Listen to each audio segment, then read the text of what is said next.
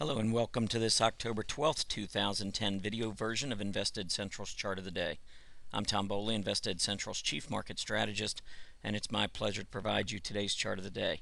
This Chart of the Day is brought to you by stochastic.com, simply the web's best financial charts. Today we're taking a look at Wonder Auto Technology, ticker symbol WATG. This is a company that's headquartered in China. It's over a $300 million market cap company. So it is a small cap company. Taking a look at the chart, actually this one is pretty straightforward. After it had a huge drop back in early May, you can see that the reaction high came back here. This was about 9:30 on this close. We came all the way back up again in mid-September and had several attempts to get through. Actually, I think our high close in there was around 940 or 941. But notice on that move to the upside when it was trying to make the breakout, there was very, very little volume on this move to the upside, so really no confirmation at all. Stock pulled back one more time. We had a couple of tests of the 50-day moving average, and then on Friday we started to see some strength and then carried over into Monday's trading, and you can see the volume was very heavy. Volume accelerated. We actually got up to 968 intraday. And it looked as though we were not going to make a closing breakout, as intraday after we got to 968 we fell all the way back into the 920s, and it looked like it was just going to leave a long tail to the top with a heavy volume false breakout.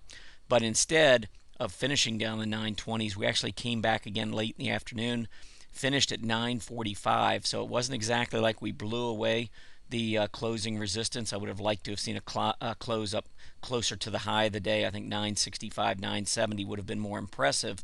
But with this kind of volume coming in and the move off the 50-day, the MACD turning up off the center line, RSI was down in that neutral range around 50, so it's making a push. This is one of the stocks that is making a breakout but is not overextended. We've seen a number of stocks that just keep going up, up, and up, and really in need of a big pullback. This is one that actually is just making a breakout, and with the heavy volume, looks like it could move quite a bit higher. Now to the upside, if it does continue to push higher, this was a straight down move, so there really isn't a whole lot of resistance on the stock until you get up to about 1150. You can see after getting up to 1275 or so, we pulled back and we held this 1150 area on about 3 or 4 different occasions before we finally broke through to the downside in early May on that increasing volume.